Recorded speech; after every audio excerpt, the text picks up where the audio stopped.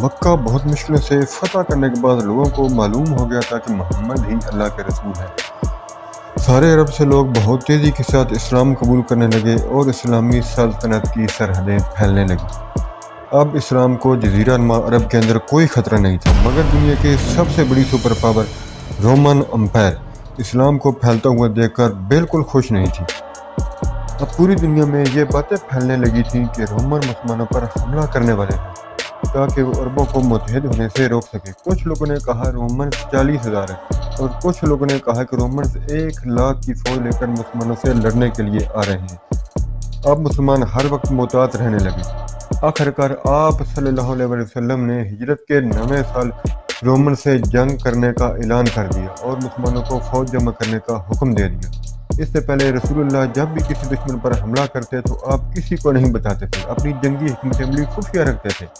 لیکن اب حالات اتنے تبدیل ہو چکے تھے، آپ نے تمام عربوں کو بتایا کہ ہم رومن امپائر سے لڑنے جا رہے ہیں اور ہر مسلمان کا اس جنگ میں شریک ہونا فرض قرار دیا، اور جو مسلمان بھی اس جنگ میں شریک نہیں ہوگا اسے منافق ڈکلیئر کر دیا جائے گا۔ رومن امپائر کچھ عرصہ پہلے ہی پرشین امپائر کو شکست دے کر دنیا کی سب سے بڑی سپر پاور بن چکا تھا اور اس کو چیلنج کرنا بہت ہی مشکل تھا، تقریباً ناممکن، اور سب کا یہی خیال تھا کہ عرب جو کچھ عرصہ پہلے ہی متحد ہوئے ہیں وہ کبھی بھی رومن امپائر سے نہیں لڑ سکتے۔ لوگوں نے بھی مسلمانوں کو رومنز کی طاقت سے ڈرانا شروع کر دیا۔ آپ کے اس اعلان جنگ کے نتیجے میں مسلمانوں میں منافقین آہستہ آہستہ ظاہر ہونے لگے اور رسول اللہ کے پاس آ کر مختلف بہانے بنانے لگے۔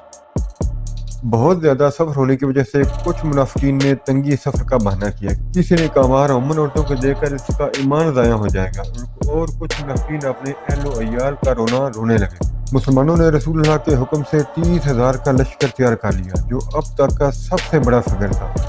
اتنی بڑی فوج کو مینج کرنا بہت مشکل کام تھا، اور یہ جنگ اس لحاظ سے بھی مشکل تھی کہ گرمی کا موسم تھا اور درجہ حرارت اپنے پیک ٹائم پر تھا، اور دوسری طرف قحط تھا جو پوری عرب میں پھیل رہا تھا۔ اس جنگ کو قرآن نے بھی اسر یعنی تنگی کے ایام سے تعبیر کیا ہے۔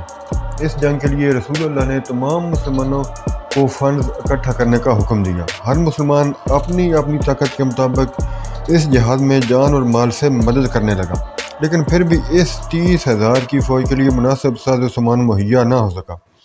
جیسے ہی یہ فوج مدینہ سے روانہ ہوئی، اس کی حالت یہ تھی کہ ہر 18 صحابہ کے لیے ایک اونٹ تھا، اور تبوک مدینہ سے 700 کلومیٹر دور تھا اور وہاں پہنچنے کے لیے کم از کم 15 دن درکار تھے، لہٰذا 18 صحابہ باری باری ایک ہی اونٹ کو استعمال کرنے لگے۔ اس جنگ میں پہلی بار رسول اللہ نے اپنی مددگار ترین ہستی حیدر کرار حامل ذوالفقار شیر خدا مولا علی کو مدینہ میں چھوڑا اور انہیں اپنے ساتھ نہیں لے گئے۔ آپ نے انہیں مدینہ میں اپنا نائب اور خلیفہ مقرر کیا۔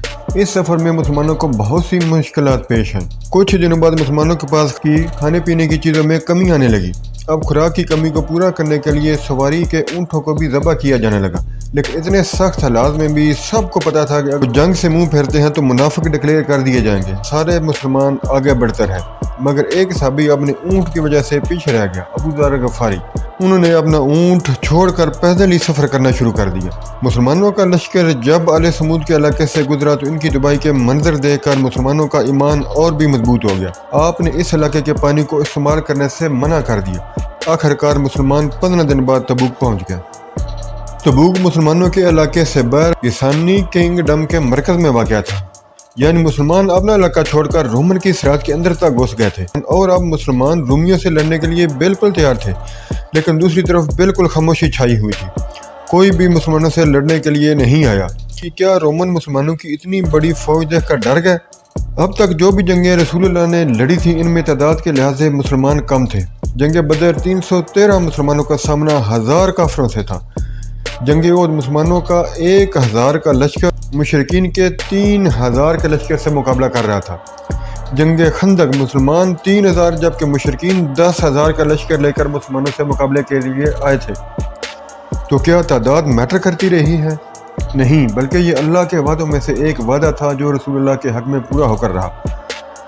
رومنز کو جنگ کی تیاری کا موقع دیے بغیر ہی رسول اللہ اپنا لشکر لے کر ان کی سرحد پر پہنچ گئے۔ تب رومنز نے سوچا جو لوگ آپ کے گھر تک آ گئے ہیں اب یہ جنگ کرنے سے پیچھے نہیں ہٹیں گے، اس لیے رومنز آپ سے جنگ کرنے سے باز رہے۔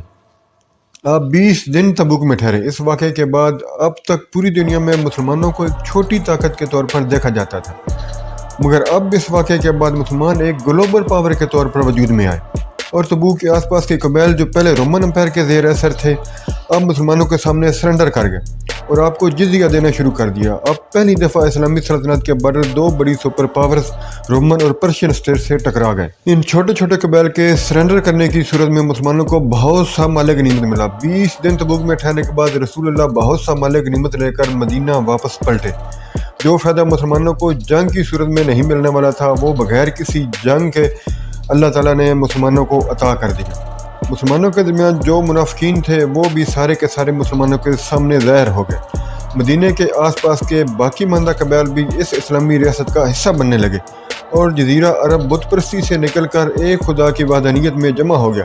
یہ ایک واضح فتح تھی۔ یہ رسول اللہ کی آخری جنگ تھی کیونکہ اس سے کچھ عرصہ بعد محبوب اپنے محب سے ہمکنار ہو گیا۔